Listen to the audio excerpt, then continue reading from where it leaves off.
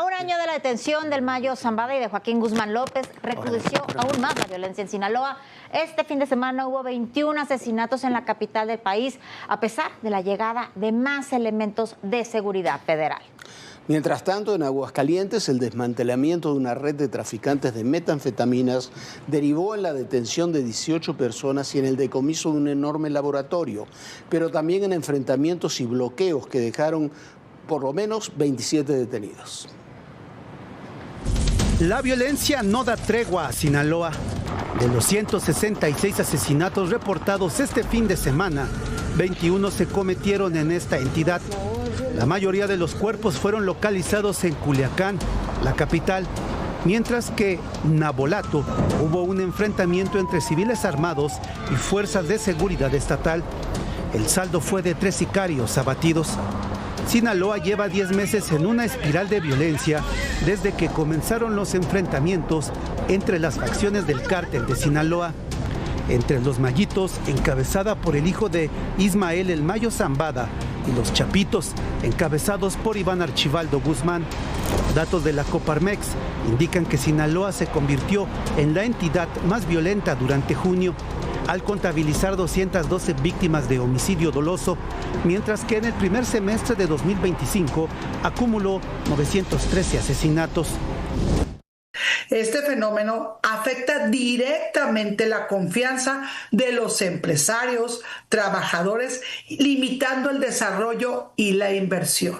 Estas cifras nos muestran un reto claro.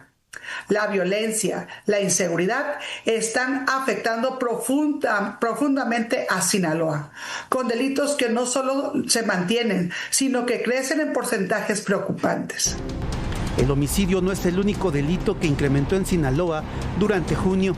También hubo un aumento del 300% en extorsiones con 12 víctimas.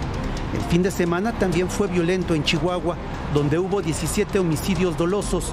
Baja California y Guerrero hubo 14 casos en cada entidad, y Guanajuato con 13. Aguascalientes también estuvo en alerta. En el municipio Rincón Ramos, fuerzas de seguridad realizaron un operativo el pasado sábado. Detuvieron a 27 presuntos delincuentes y desmantelaron un campamento de operaciones del Cártel Jalisco Nueva Generación, en el que aseguraron equipo táctico, vehículos y armas de fuego.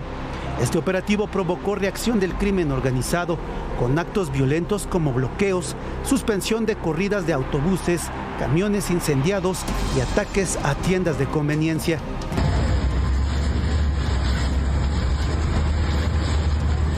Mientras que en el Estado de México vincularon a proceso al último de los 8 detenidos la semana pasada en el operativo Liberación. Todos permanecerán en prisión, mientras que las autoridades comenzaron a repartir entre la población lo incautado en el operativo, desde material para la construcción hasta alimentos como carne, pollo y huevo. Y bueno, toda esta violencia, hay que entenderlo, es parte no de la lucha por Culiacán, es parte de la reconfiguración del crimen organizado a partir de la ruptura del cártel de Sinaloa. El cártel de Sinaloa como tal ya no existe. Existen los grupos de los Chapitos, existen los grupos del Mayo, pero el cártel como tal ya no existe. Existen diferentes organizaciones que surgieron del cártel de Sinaloa. Los Chapitos están disminuidos. Su control es cada día menor en torno a Culiacán, incluso están perdiendo parte de la sierra en Badiraguato. Ahí están las imágenes, han llegado otros grupos criminales. Se habla incluso de un acuerdo de Iván Archibaldo y Jesús Alfredo Guzmán Salazar con Jeffrey Lichman, con el abogado de sus medios hermanos Ovidio y Joaquín, que se podría pensar que están teniendo otro tipo de actividades o pensando quizás en negociar. Esa guerra entre los Chapitos y los Mayitos lo está ganando la Mayiza, encabezados por el Mayito Flaco, por Ismael Zambada Siqueiros, que están fortalecidos pero gracias a sus aliados. Los Mayitos tienen aliados a los rusos de Baja California y Baja California Sur, tienen a los Salazar que manejan parte de Sonora y Chihuahua, tienen distintos grupos, los Beltrán Leiva del grupo de lo que se llama el Chapo Isidro, que manejan sobre todo el sur de Sonora, el Triángulo Dorado, el norte de Sinaloa. Es un grupo que no hay que perder de vista, que va a ser muy importante. No se sabe, nadie tiene claro qué está haciendo el hermano del Chapo Guzmán, Aureliano. Muchos dicen que está apoyando también a la gente del Mayo. Ahí están los grupos también de Caro Quintero, que lo apoyan. Hay que ver toda esta alianza, que tienen un punto en común, que es estar enfrentados con los chapitos. Hay que ver cuánto va a durar esa alianza. El Cártel Jalisco Nueva Generación no ha tenido muchos cambios. Se habló de que habían hecho una alianza con los chapitos, no se ha confirmado. Siguen controlando todo, Jalisco, Colima, parte de Durango, Zacatecas, Aguascalientes. Este enfrentamiento que hubo en Aguascalientes es parte de eso. Tienen toda la zona de Chiapas, de Tabasco, de Veracruz, donde han crecido y se han fortalecido con este señor Bermúdez, que ha sido tan famoso, y mantienen toda otra serie de franquicias en varias zonas del país. Por ejemplo, en Quintana Roo, donde también tienen presencia. El Cártel del Noreste era un cártel que estaba prácticamente desaparecido, muy golpeado, pero con la política de abrazos y no balazos ha vuelto a crecer. Tienen un control cada vez mayor de Tamaulipas, tiene un control de Nuevo León, del norte de Veracruz, de parte de San Luis Potosí, de parte también de Quintana Roo, y se han fortalecido no solamente con las drogas, se han fortalecido con el tráfico de personas y con el tráfico de combustibles. Y luego está este cártel que no hay que perder de vista, de la nueva familia michoacana, que tiene control ahí del sur, del Estado de México, de parte de Michoacán, de parte de Guerrero. Esa es la nueva geografía en general del crimen organizado en el país. Lo que no podemos olvidar, que hay otros 150 grupos criminales que todos están aliados de una u otra forma con alguna de estas grandes organizaciones criminales. Esa es la reconfiguración del crimen organizado, que tendremos que ver en el futuro próximo cómo queda una vez que se defina esta lucha entre la gente de los chapitos y la gente del Mayo Zambada, Viviana. Esa es la reconfiguración que tenemos hoy del mundo del crimen organizado. Bueno, y todo esto es muy importante porque además esta semana será clave en la relación entre México y Estados Unidos. Si no hay acuerdos, el 1 de agosto, en muy pocos días, entrarán en vigor los aranceles del 30% que anunció ya el gobierno de Donald Trump, donde además de acuerdos de distintos aspectos comerciales e industriales, la Casa Blanca pide avanzar mucho más en la lucha contra el tráfico de fentanilo y sobre todo está exigiendo al gobierno mexicano romper la red de complicidades políticas con el crimen organizado.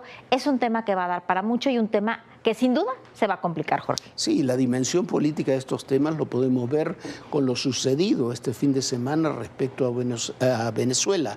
Este fue el anuncio hecho por el secretario de Estado, Marco Rubio. Dice Marco Rubio: Maduro no es el presidente de Venezuela y su régimen no es el gobierno legítimo. Maduro es el líder del Cártel de los Soles, una organización narcoterrorista que se ha apoderado de un país y está acusado de introducir drogas en Estados Unidos. Para Estados Unidos, para Marco Rubio, el gobierno de Venezuela ya no es el gobierno de Maduro, no es el gobierno representativo de un país. Es el líder de una organización criminal, que, como dicen los documentos del Departamento de Estado, ellos ven relacionados, y lo está, estrechamente con el Cártel de Sinaloa, con los distintos grupos del Cártel de Sinaloa. Y las relaciones entre la política y el crimen, cada vez, por lo menos desde la Casa Blanca, cada vez se ven más estrechas. Bueno, Jorge, ¿y por qué nuestros políticos suelen quedar siempre muy mal parados cuando tratan de desvincularse de los problemas derivados de la inseguridad? Por ejemplo, la gobernadora de Veracruz, Rocío Nale, aseguró que la maestra jubilada y taxista exhibida en ese video, ve usted nada más las imágenes, una mujer atada de manos con tipos encapuchados, encañonándola y haciendo que diga que le pague a la mafia veracruzana y que les pague extorsiones. Imagínese usted que amenaza. Y sale la gobernadora Rocío Nale, además de todo furiosa, diciendo que no murió de que lo hubieran asesinado, que había muerto de un infarto. Bueno, la verdad es que nuevamente la vuelve a violentar. Ni una sola palabra para esta mujer que fue secuestrada, violentada, que fue golpeada y además de todo, ¿cómo no le va a dar un infarto? Imagínese usted que la agarren semejantes tipejos con armas largas y la encañonen. Pero no, aquí la víctima no es la maestra Irma, no es la maestra Irma que de veras, una mujer que fue maestra toda la vida, que se dedicó y estaba trabajando como taxista para poder seguir saliendo adelante. No, las víctimas aquí, Jorge, y la indignada es la gobernadora. Sí, Irma no recibió ni un gesto del Congreso, ni un gesto. Además, la señora Rocío Nale nos dedicó el adjetivo de miserables a todos los que decíamos que había sido secuestrada y asesinada. Entonces fue violentada, murió de un infarto y para ella hay una enorme diferencia. El Congreso no dijo una palabra. En la mañanera se dijo una persona, ni siquiera le dieron el nombre. Rocío Nale, la gobernadora, está indignada. Pero eso sí, por la muerte de Ozzy Osbourne se puso una esquela de la Cámara de Diputados y además se hizo un minuto de silencio en el Congreso por Ozzy Osbourne. Por la maestra Irma, solamente adjetivos de miserables a quienes hemos hablado, con toda razón, de su asesinato.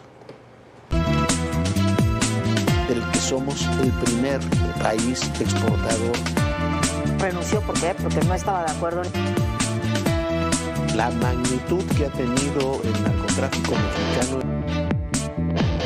Las confrontaciones, las reacciones.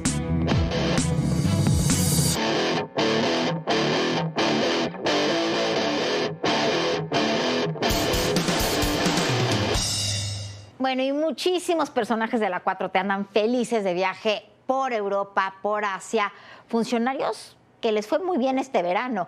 Y bueno, ahí encontraron a Andy López Beltrán y a Daniel Asaf, el ex jefe de seguridad de López Obrador, en este viaje de descanso en Tokio. ¿Cuánto cuesta un viaje a Tokio? ¿Les alcanza con su trabajo de funcionarios? Andy, lo que pasa es que ni siquiera es funcionario, recibe dinero de un partido al que las prerrogativas se las dan para ese partido precisamente y que vienen de nuestros impuestos. Así estuvo el verano de estos muchachos. Se escuche fuerte y claro. No somos iguales. Eso es lo que dicen hasta el cansancio. Y en efecto, no son iguales, sino que lucen peores.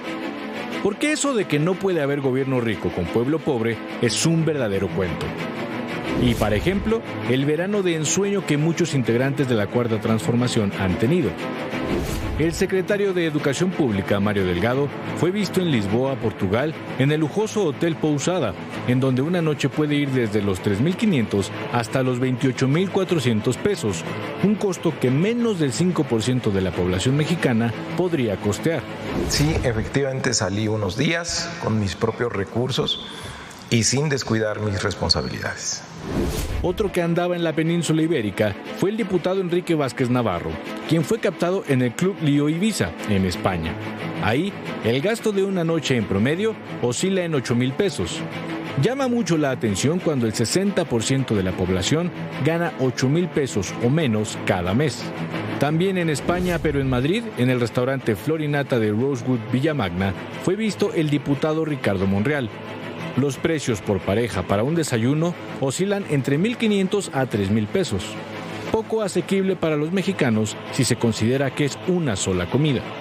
¿O qué decir de Miguel Ángel Yunes Linares, a quien para bien le ha cobrado factura su voto por la reforma judicial, porque fue visto en Capri, en Italia, degustando una botella de champaña de 2,000 euros? menos del 1% de la población mexicana podría darse ese gustito. Hablando de Italia, por allá también se anduvo paseando el diputado Cuauhtémoc Blanco en Milán. Parte de la tranquilidad que da no haber sido desaforado pese a las denuncias en su contra por violencia política de género, intento de violación y corrupción. Y la cereza del pastel, Andy López Beltrán, quien insistió en que lo llamaran Andrés Manuel, como su padre, para que no le quitaran el legado, aunque su legado sea no pregonar esa austeridad y darse una vida de lujo en Tokio, Japón, junto con el diputado Daniel Asaf. Y no solo hubo desayuno, sino también compras en una tienda de lujo. Ah, y por cierto, Jesús Ernesto, otro de los hijos de AMLO, también fue captado en un exclusivo antro de Santander en España, pasándola muy bien. Desde Palacio Nacional, la presidenta Claudia Sheinbaum insistió en que el poder se ejerce con humildad. Pero digan lo que digan, el cuento de la austeridad republicana quedó en eso, en simples palabras. Para ADN 40, Fuerza Informativa Azteca. Mire, todo mundo tiene derecho a vacacionar y todo mundo, si puede, tiene derecho. Y además, es muy bueno que se viaje al extranjero, que se conozcan otras culturas, que se conozcan otros países. El tema es de dónde sale el dinero, porque solamente con sus sueldos no alcanza, porque además hay que recordar que a los funcionarios públicos los sueldos fueron depauperados por el presidente López Obrador. Sus otros ingresos no están declarados. Dice Fernández Noroña que nadie puede saber si un hotel es de lujo. Pues sí, fíjese que sí se puede saber y Fernández Noroña lo tendría que saber porque los utiliza regularmente. Simplemente hay que ver el anuncio del hotel y ahí dice que son de 5 estrellas y son hoteles de lujo. Los hoteles de Andy en Tokio, de Mario Delgado en Portugal, de Ricardo Monreal y Pedro Aces en Madrid, de los Yunes en Capri, son definitivamente hoteles de lujo de 5 estrellas.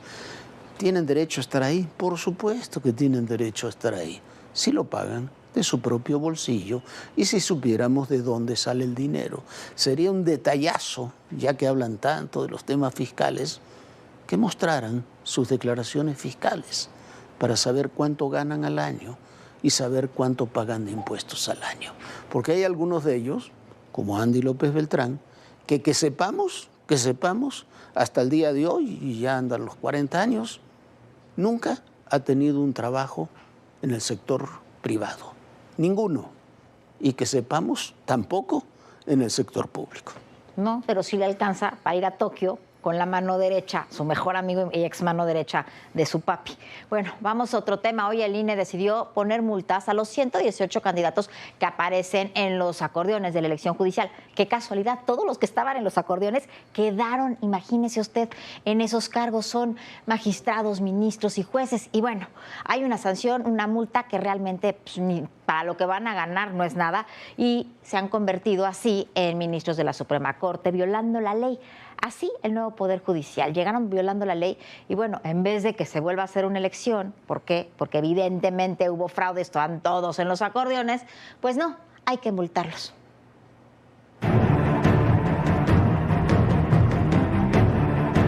El uso indiscriminado de acordeones en la elección judicial de junio no tuvo una sanción ejemplar. La pérdida del cargo o la anulación de la elección solo se acordaron multas y con descuento.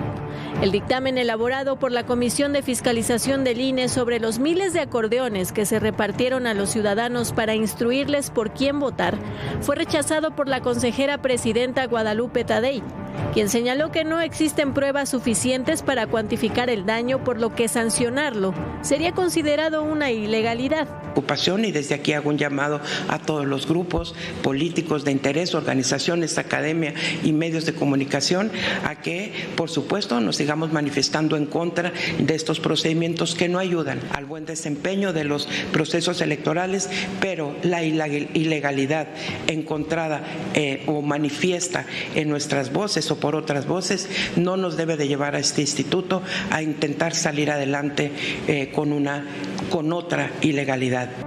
Con 6 votos a favor y 5 en contra, el Consejo General del INE determinó sancionar con multas económicas mínimas a cerca de 200 candidatos del Poder Judicial Federal, así como de los poderes locales de la Ciudad de México y Sonora, que ganaron y aparecieron en los acordeones digitales y físicos durante la campaña, situación considerada propaganda ilegal. Los consejeros coincidieron en que esas guías de votación fueron propaganda ilegal para grupos de interés que ayudaron a estos candidatos. Incluso reconocieron que detrás de dicha estrategia masiva estuvieron gobiernos, partidos y el crimen organizado. La unidad de fiscalización detectó 336 acordeones en los que aparecieron 236 de los candidatos ganadores. De acuerdo con la consejera Carla Humphrey, no se logró dar con el origen de los documentos ni con los responsables y, a decir de la consejera, fueron elaborados por personas ajenas a los candidatos. La sanción contra los ahora juzgadores se tomó con referencia el 10% del tope de campaña a su cargo. Sin embargo, la multa se redujo debido a lo que consideraron capacidad económica. En el caso de los 9 candidatos que ganaron un lugar en la Suprema Corte de Justicia de la Nación, se determinó que la multa correspondiente es de 146,885 pesos. Sin embargo, la sanción se modificó dependiendo de la capacidad económica. De acuerdo con el INE, la multa más baja es para el ministro Irving Espinosa con 39,599 pesos, mientras que la más alta sería para la ministra Loreta Ortiz con 127,508 pesos. Dicen los consejeros que pese a que las sanciones son mínimas, es un mensaje claro de que estas prácticas ilegales no pueden repetirse y quedar impunes. Quienes votaron a favor reconocieron que la unidad de fiscalización no logró conocer el origen y monto involucrado en la producción y distribución de los acordeones. Finalmente, con 8 votos a favor y 3 en contra, se avaló un procedimiento oficioso para continuar la investigación sobre el origen de los recursos destinados a la producción y distribución de acordeones físicos y para el diseño y operación de los sitios web que publicaron la propaganda. Mire, este INE encabezado por Guadalupe Tadei es simplemente vergonzoso. Es una vergüenza. En anteriores elecciones hemos tenido multas que afectaron al PRI, al PAN, al PRD, a Morena, a todos los partidos, al Partido Verde, multas millonarias. Hemos tenido elecciones anuladas, hemos tenido elecciones que han tenido castigos para candidatos o para partidos muy fuertes. Esto que han hecho con la elección judicial es una vergüenza.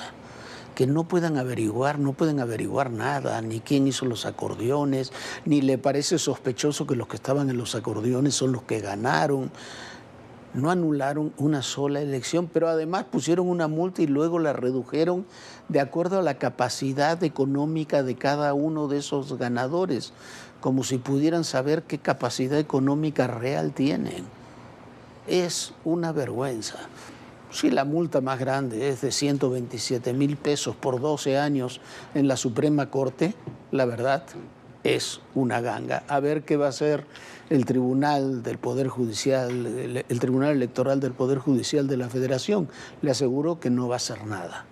La posibilidad de que anulen esta elección es remota, mucho más que remota. ¿Por qué? Porque desgraciadamente los órganos electorales, el INE y el tribunal, ya están alineados con el gobierno. Sin lugar a dudas, y vamos a otro tema, en Medio Oriente, la hambruna que azota Gaza trasciende cualquier consideración militar en el enfrentamiento entre Israel y Hamás. El porcentaje de la población que está literalmente muriéndose de hambre lo transforma en una crisis humanitaria. La situación en Gaza está en su punto más crítico. A lo más de 50,000 muertos y 145,000 heridos que ha dejado la ofensiva israelí contra Hamás en la franja de Gaza, se suma la terrible hambruna que vive la región. El Ministerio de Salud de Gaza reportó que al menos 14 personas murieron por hambre en las últimas 24 horas. Con ello, la cifra aumenta a 147, incluidos 89 niños. En medio de la guerra, mientras Israel mantiene restricciones desde marzo, culpa a Hamás del bloqueo de ayuda. A esto se suman las polémicas publicaciones en redes sociales del primer ministro israelí Benjamin Netanyahu, quien rechazó que exista hambruna en Gaza. Durante una visita a Escocia, el presidente Donald Trump responsabilizó a Hamás por los retrasos en la entrega de ayuda. Sin embargo, señaló que Israel tiene parte de la culpa. Dijo que se instalarán centros de alimentos sin barreras para facilitar el acceso. Además, cuestionó al primer ministro Netanyahu por negar que haya hambre en Gaza. So we're going to set up food centers where the people can walk in and no boundaries. We're not going to have fences and, they can't, they see the food from 30 you would say, yards away, and they see the food. It's all there, but nobody's at it because they have fences set up that nobody can even get it. It's crazy what's going on over there. Grupos y organizaciones humanitarias y médicas llevan semanas advirtiendo del aumento del hambre en Gaza, debido a que Israel solo permite la entrada de una cantidad básica de alimentos desde mayo, cuando levantó el bloqueo que impedía la entrada de ayuda. Fueron más de 100 organizaciones humanitarias, entre ellas Save the Children, Oxfam y Médicos Sin Fronteras, las que publicaron un comunicado conjunto en el que denuncian lo que califican de hambruna masiva en Gaza. المساعدة التي ترمى غير كافية لمجاعة الشعب الفلسطيني. هذه ملايين مؤلفة من الناس الذين لا يستطيعون تحصل على قوت أبنائهم. نتأمل من المزيد من العطاء لهذا الشعب الفلسطيني. Se estima que toda la población de la franja, 2.1 millones de personas, están en una situación de inseguridad alimentaria aguda. Y si todo sigue igual, en septiembre, 500.000 de personas estarán en una situación catastrófica de hambre extrema, la fase más grave. Por lo pronto, continúan los lanzamientos de ayuda humanitaria desde aviones militares que dejan caer paquetes con suministros sobre el enclave palestino. Muchísimas gracias. Nosotros ya nos vamos. Lo esperamos mañana muy puntual en punto de las 11 de la noche. Sueñe bonito. Bonita noche, Jorge. Muy buenas noches, Viviana. Muy buenas noches a todos ustedes. Y recuerde, en el poder y en la política todo, pero absolutamente todo es personal. Gracias.